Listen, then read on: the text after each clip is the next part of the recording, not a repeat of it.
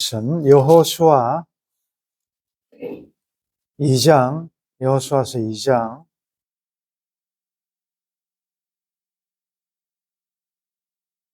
18절입니다.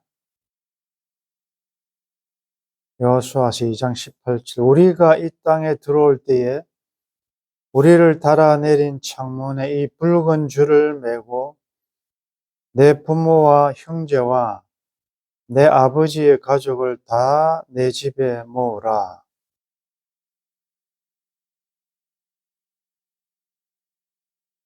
우리가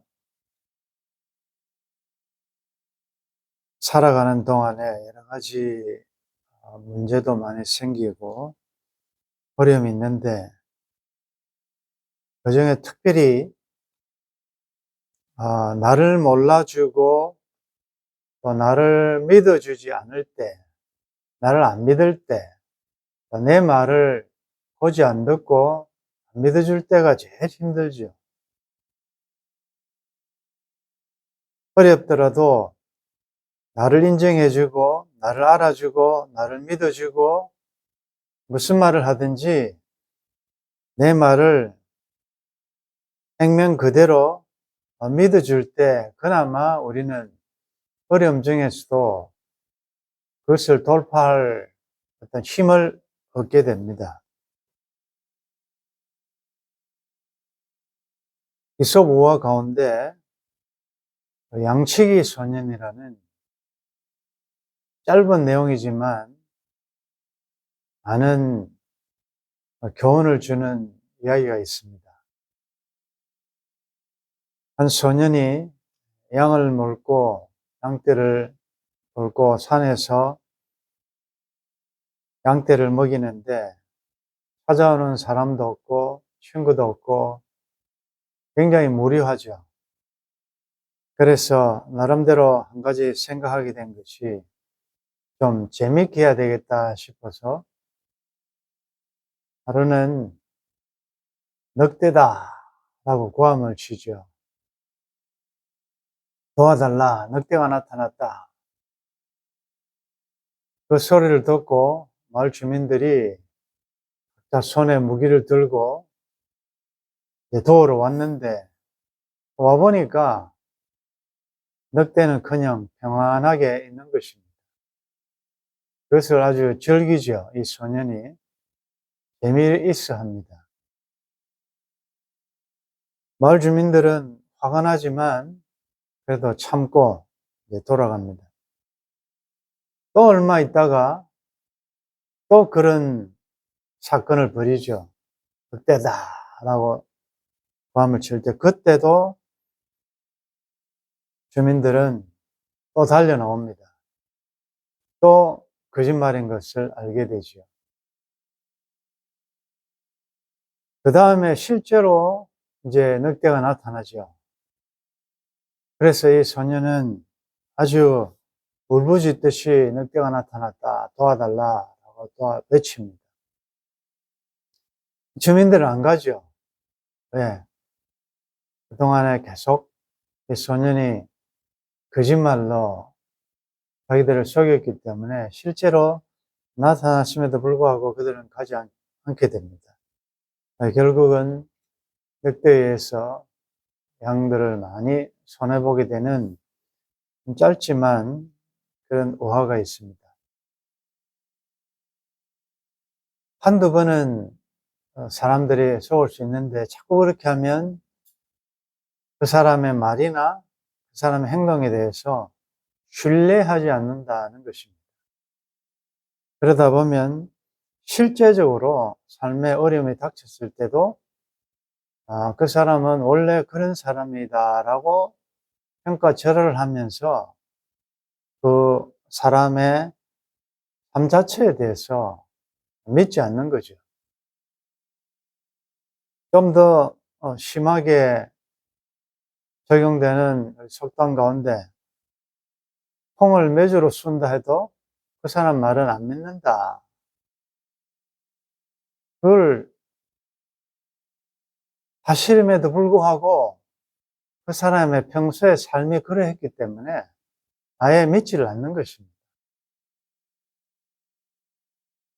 그래서 우리는 또 믿는 사람들로서 내 삶이 고정수표와 같이 그 사람이 하는 말이라면, 그 사람이 하는 부탁이라면 그건 믿을 수 있다라는 그런 진실된 신뢰를 받을 수 있는, 그것은 가족이든 교회든 직장이든 여러분들이 속한 삶의 조직 공동체 안에서 그런 평가를 우리가 받아야 되지 않겠습니까?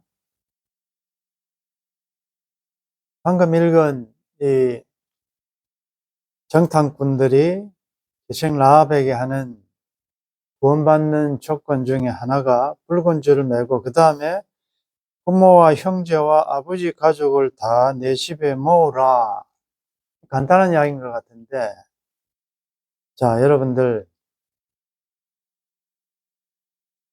요즘 우리나라도 그렇고 각 나라마다 정치 문제로 굉장히 어려움을 겪고 있는데, 양극단, 아주 흑백 논리에서 동지가 아니면 적이라는 이런 사상들이 팽배하죠.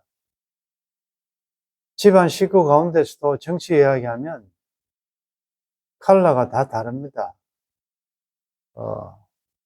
자기가 지지하는 그 정당에 따라서 가족 안에서도 싸움이 일어나기 때문에 말을 하지 않죠. 아버지와 아들의 생각이 전혀 다릅니다. 그래서 우리는 특별히 교회 안에서 이런 말씀에 대한, 진리에 대한 이런 이야기 외에 우리가 조심하는 것은 너무 성향이 다르기 때문에, 살아가면서 또 삶에서 일어나는 일도 남편과 아내의 또 사고가 다릅니다. 틀리다기보다 각자 자기 나름대로의 개성과 경험이 있기 때문에 참 그것은 좁혀지지 않습니다. 그냥 이해하려고 노력하고 이해가 안 되면 인정하라.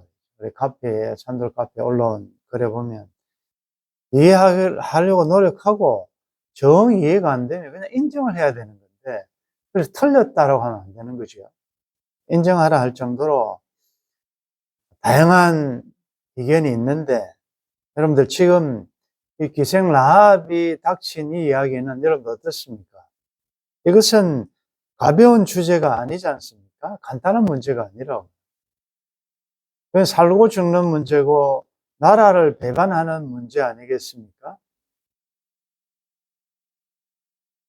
그렇다면 기생 라합이 자기 집안 식구들, 가족들, 심지어 친척들까지도 다 구원해 달라라고 말은 했지만, 자, 이 말을 어떻게 가족들에게 전달했을까? 한번 우리가 생각해 보는 것입니다. 이 말을 굳이 들을 사람이 있겠느냐? 그리고 그 말을 들었을 때 반응들이 어떠했겠습니까? 분명히 반대 의견이 있었지 않겠습니까? 나는 그렇게 못한다. 나는 이걸 신고하겠다. 그럴 수 없다. 이 다양한 이야기들이 나올 수 있는 이야기지요. 그런데 여리고가 무너질 때 여호수아서 6장 22절에 보면 여호수아가 그 땅을 정탐한 두 사람에게 이르되 그 기생의 집에 들어가서 너희가 그 여인에게 맹세한 대로 그와 그에게 속한 모든 것을 이끌어내라 하며, 정탐한 젊은이들이 들어가서 라합과 그의 부모와 그의 형제와 그에게 속한 모든 것을 이끌어내고 또 그의 친족도 다 이끌어내어 그들을 이스라엘 진영 밖에 두고, 25절에 여호수아가 기생 라합과 그의 아버지의 가족과 그에게 속한 모든 것을 살렸으므로 그가 오늘까지 이스라엘 중에 거주하였으니 이는 여호수아가 여리고를 정탐하려고 보낸 사자들을 숨겼음이었더라. 근데 여기 보면 여리고를 무너뜨릴 때 구원받은 살아남은 사람들의 그 목록의 리스트가 나타나는데 부모, 형제, 그에게 속한 거, 친척 다 살았단 말이죠. 그래서 우리는 여기서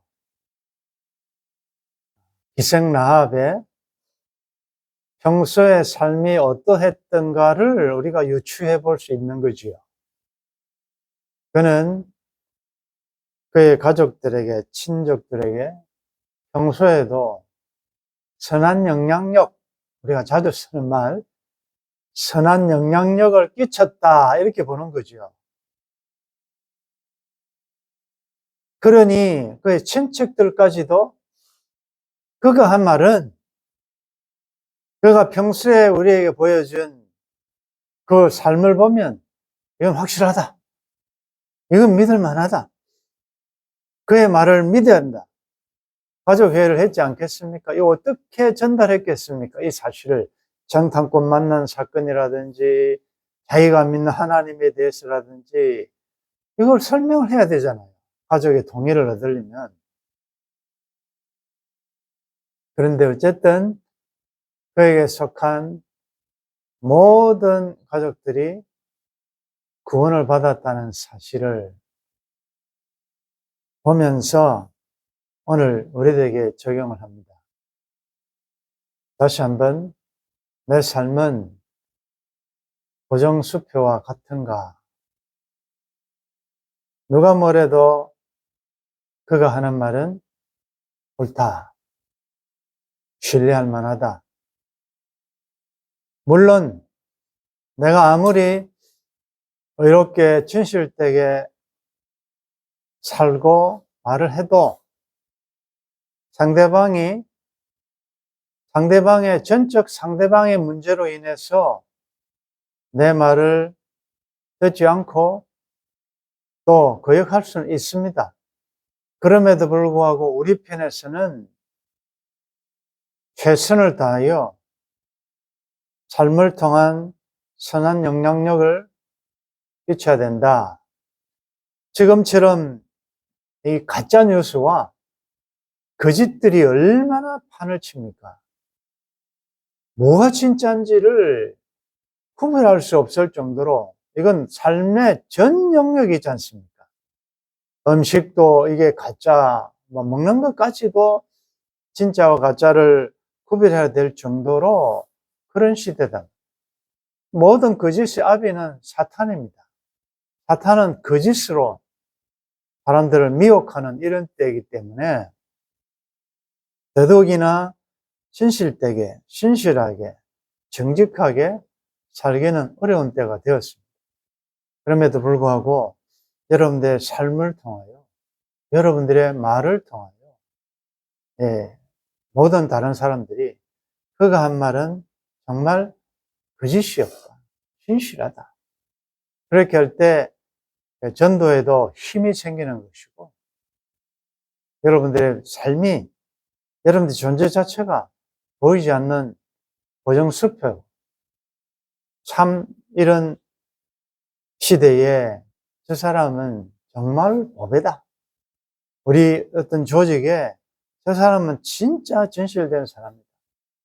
이게 결국은 우리의 삶의 목적이 하나님의 영광을 위한 것이라면 우리의 착한 형식을 통하여 믿지 않는 자들, 이방인들이 하나님께 영광 돌리게 되는 그런 역할로 우리를 불러주셨다는 생각을 하시면서 다시 한번 우리가 가볍게 넘어갈 수 있는 이 스토리, 기생 라합이 이런 위기 상황에 전 가족을 다 여리고 밖으로 이렇게 탈출시키게 되는, 구원시키게 되는 그 역할을 하게 된 데는 그게 그의 평소의 일상의 삶에서 얼마나 좋은 평가, 인정을 받았던가를 생각하면서 다시 우리에게 한번 적용해 보십시다. 나는 어떤가?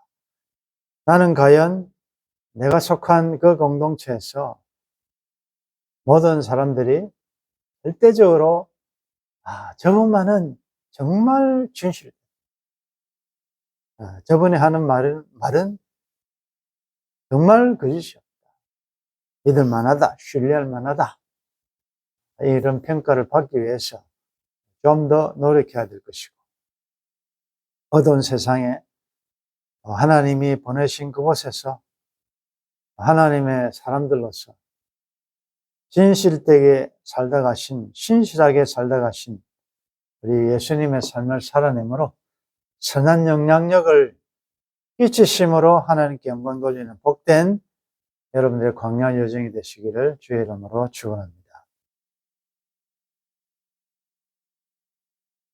하나님, 오늘 기생 라합이 그 가족들을 말씀 따라 구원시키는 이 사건을 통하여 그가 평소에 그 가족들에게 어떤 삶을 살았는가를 다시 한번 우리가 생각하게 됩니다. 나를 안 알아준다, 내 말을 믿지 않는다는 말을 하기 전에 나의 평소의 삶이 어떠했길래 그가 나를 인정하지 않는지를 상대방에게서 문제를 찾기보다 내 삶을 다시 한번 점검해보며, 그는 비록 기생이었지만 인정받지 못하는 정말 그런 삶을 살았지만, 그러나 진정으로 그가 가족을 위하고 또 잘은 알지 못하지만 여호와 하나님에 대한 이런 신앙을 가지고 살았으며, 그로 인하여 하나님께서 그에게 은총을 베풀어 주셔서 진멸해야 될 여리고성에 있었지만 구원받은 것처럼, 하나님, 이제 나도 우리 가족, 우리 친척, 나에게 속한 모든 공동체에서 내 한 사람이 복의 통로, 구원의 통로가 되기 위하여, 은혜의 통로가 되기 위하여 다시 한번 나의 은행 심사를 점검해보며 이번 한 해 정말 신실하게, 진실되게 하나님의 사람으로 보내신 곳에서 선한 영향력, 그리스도의 향기를 드러내는 복된 우리의 삶이 될 수 있도록 도와주옵소서. 주 예수님의 이름으로 기도드리옵나이다. 아멘.